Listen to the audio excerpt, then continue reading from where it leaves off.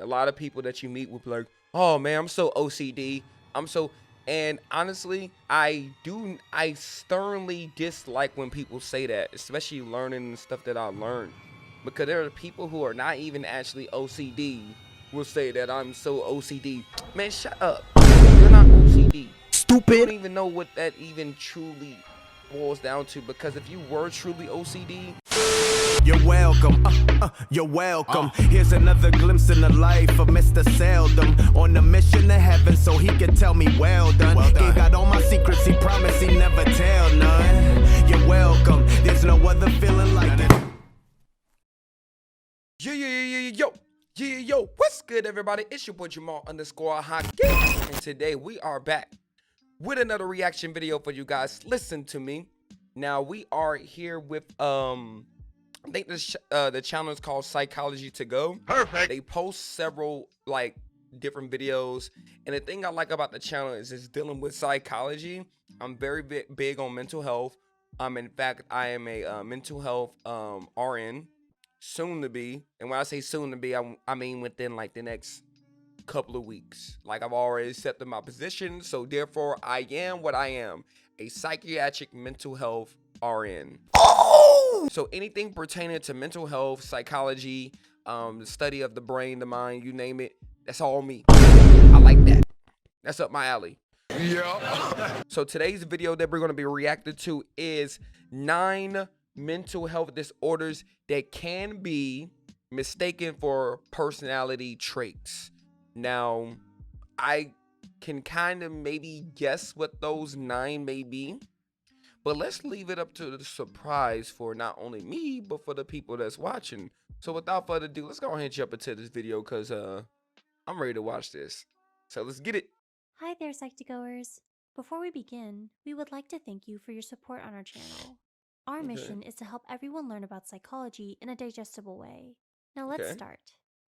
Despite the growing number of online resources on mental disorders, there is still a lot of misinformation and stigma surrounding them. Always Mental misinformation. disorders are sometimes misrepresented and even glamorized on social media, and personality traits can be mistaken for mental disorders or vice versa. Understandable. As such, this video aims to raise awareness about different mental disorders. However, it should not be used to self-diagnose. If you relate to any of the signs in this video, please seek help from a licensed mental health professional. Alright, so that's just to start out really quickly. I think that's super important.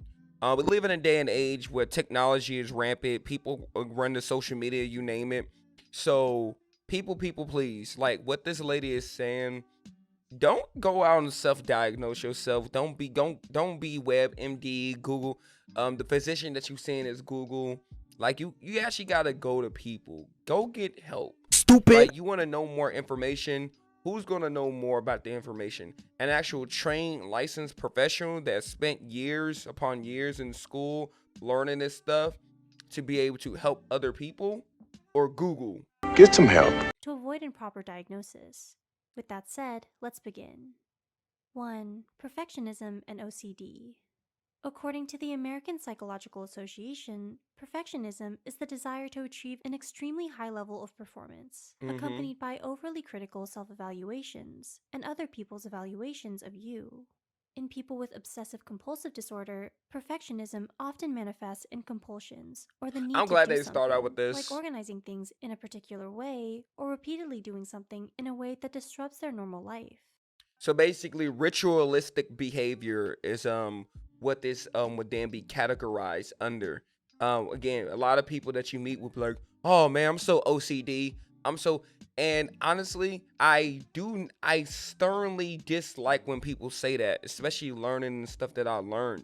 Because there are people who are not even actually OCD will say that I'm so OCD. Man, shut up.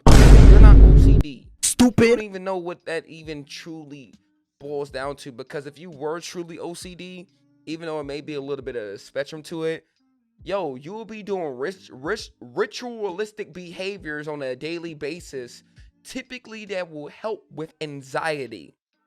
That ritualistic behavior happens, and part of it is because of the anxiety that's within them, and doing that ritual helps calm and alleviate it.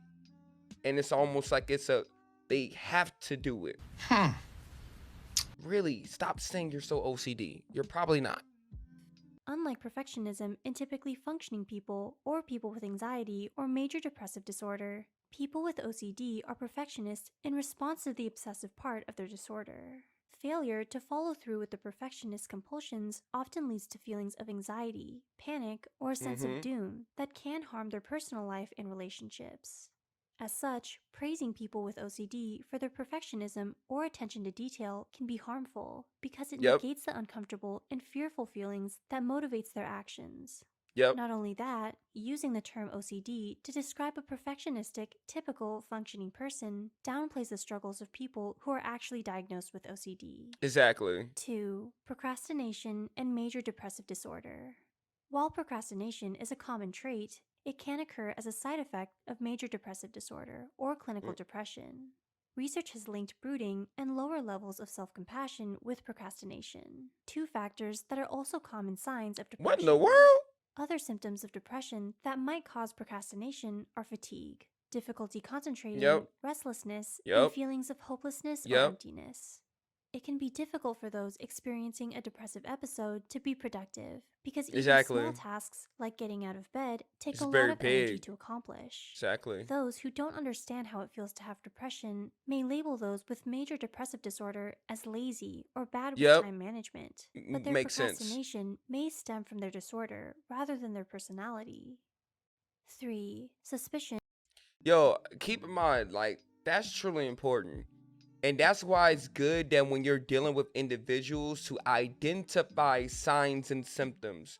Identifying signs and symptoms of something helps to better helps with communication with that individual. So again, if you're talking to a person and you see, oh, this person is not doing their work.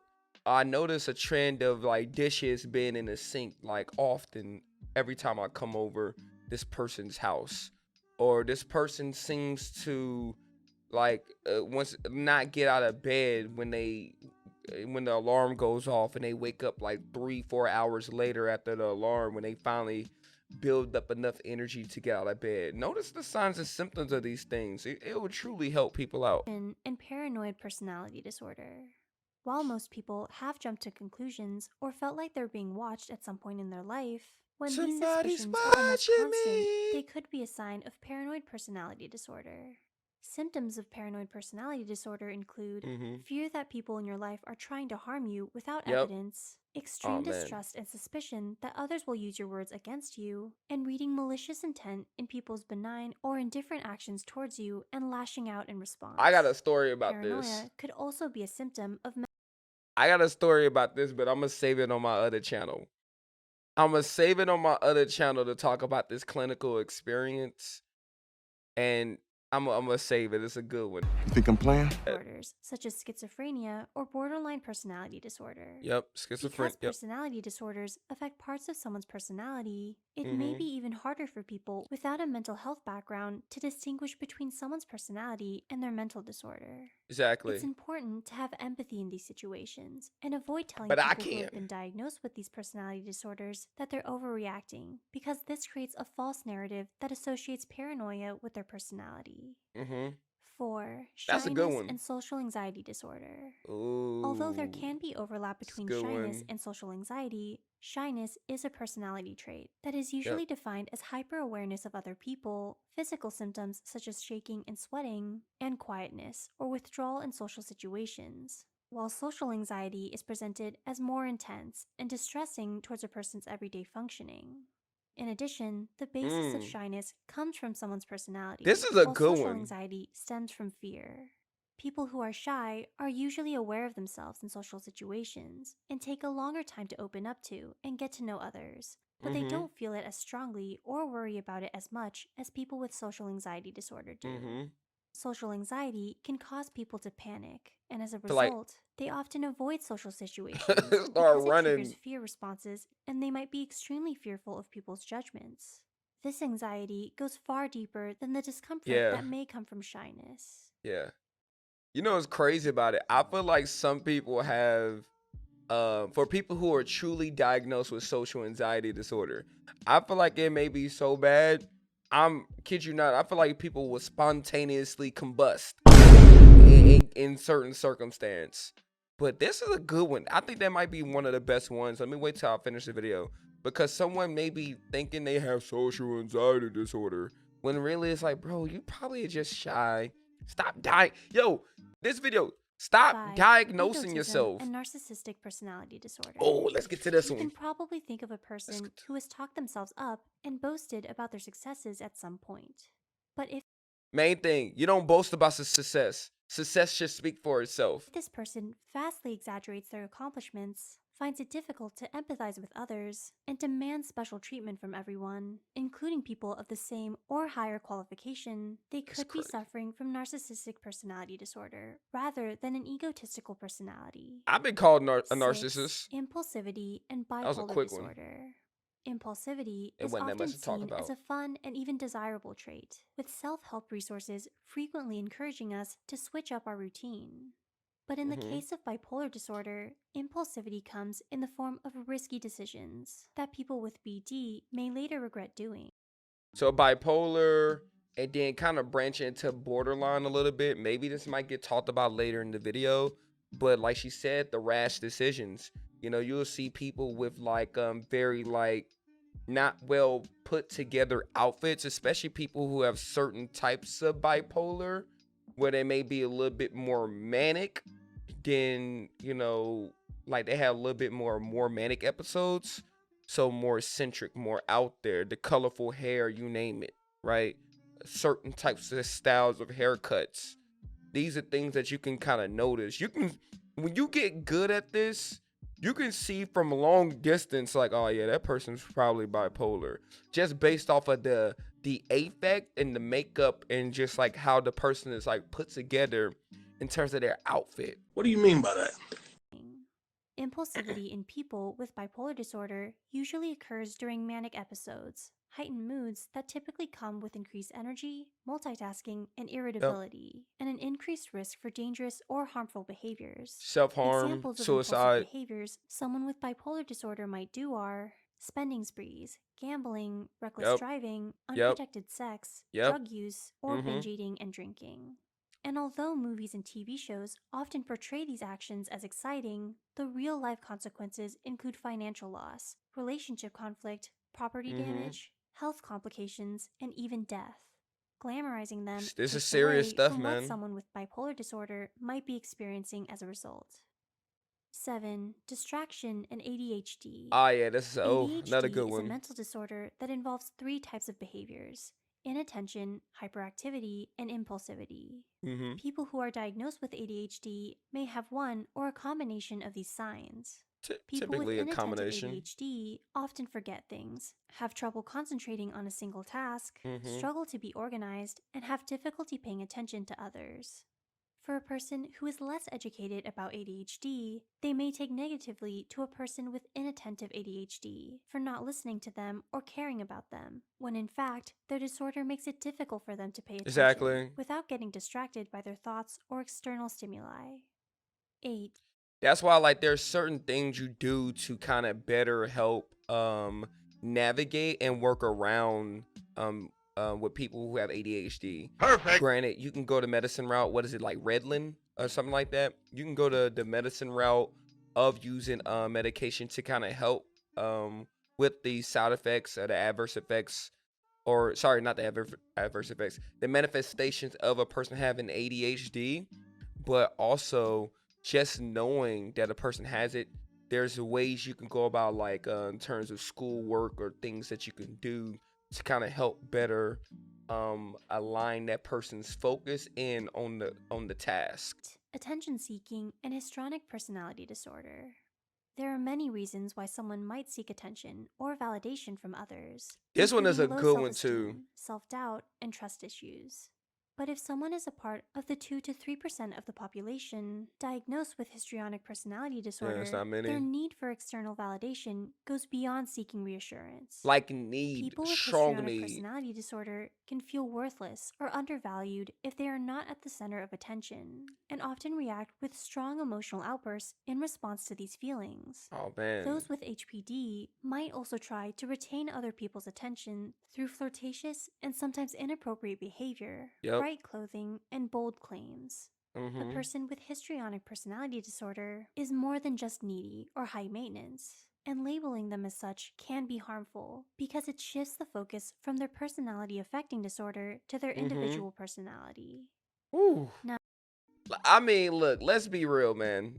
Imagine someone's dealing with that in a relationship. Again, it doesn't account for a lot of people in terms of the world, but yo, that has to be painful. That has to be troubling. Imagine someone coming up to you every second of the day. Am I a good person? Am I beautiful? Am I this? How's my outfit? To seek that attention, like the validation and all those things, but from a more deep down rooted mental health disorder. Like, yo, that's wild. 9. People-pleasing and dependent personality disorder. Many people find Ooh. it difficult to say no to others and struggle to set boundaries. Mm-hmm. However, people with dependent personality disorder feel intense fear when they have to do anything by themselves, which Ooh. could include everyday tasks Yeah. like choosing when to wake up or what to have for breakfast. Choosing when Those to with wake up. dependent personality disorder That's are also more wild. likely to stay in an abusive relationship. Yep, they change are. jobs or move to stay with their significant Yep. other or another person they are dependent on, and jump into a new relationship immediately after their previous one ends.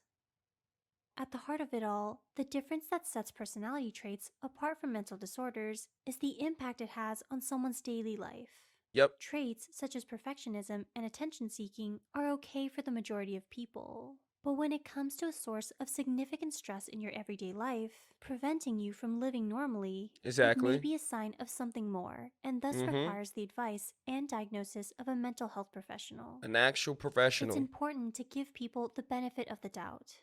There may be reasons why someone is acting in a certain way that you are unaware of. Exactly. Again, please note that this video aims to clear up different ambiguities and confusion surrounding personality traits and mental disorders. This is a solid It does video. not claim to diagnose anyone with or without a disorder. Mm-hmm. Have you or someone you know ever experienced confusion between these traits and mental disorders? What was your experience with it, and how did you react? Let's go ahead and Let us pause know on in that the one. But wait! All in all, I think I said a lot of what I need to say during the video. The video was good. It did a good job explaining. And again, I'm not necessarily a let me use the word expert, because technically by me learning this stuff, I'm going to school in it and getting paid in it. I guess you could say a professional to some degree, but I'm not an expert. So I'm still learning things that I need to learn. The truly important thing of what she said in this video was the thing that separate these things from being a person, something that's a personality thing versus something being a mental disorder, is how it affects someone on a day-to-day basis. The example she gave, once again, someone's that claims to be a perfectionist. You're a perfectionist. You're choosing, keyword, the choice. And I don't want to get too deep into this, because I do want to say this to my other. I want to say this talk from my other channel where I dive deeper into this stuff. But you're choosing to partake in these behaviors to where, like, you know, I want to fold my socks a certain way, or I want to set up my desk to look like this because it's going to help with the organization of my brain and how I go about creating content and videos, versus someone that partakes in ritualistic behaviors that alters, the fact that they didn't even shower yet because they spent the hour flipping on and off the light switch 5 times each minute for the past 1 hour. See, those are things that gets into ritualistic behaviors that prevents people from doing other things in life that needs to be done, certain tasks that needs to be done, which stems to be something that is deeper, which would then be identified as some type of mental disorder to some degree. That's the thing to keep in mind. Just because you do something by choice versus, yeah, you could say it's by choice because a person is actively doing it, but it's to the point where there's some type of imbalance within the brain that's causing someone to do this choice. There's an imbalance. But through training and through help, maybe that imbalance can be fixed. Through medication, maybe that imbalance can be fixed. So it's you don't need to fix perfectionists. Stupid. There's no imbalance there. That's a choice, 100%. You're choosing to do that. So that's it for the video, man. I'm talking too much, man. I'm loving this content. I'm sorry. But make sure you like, comment, subscribe, do all the good stuff. Hit the bell to be notified. And if you're new to the channel, man, make sure you check out the affiliate links down below. It's your boy Jamal _Haki. Peace out. It's the act of God. I used to act the fool, but now I act in movies. Actually, I'm just making moves. We still making music. Tell you about my past to secure my future. I'm all in my bag. Flow like a computer. That's a humble brag.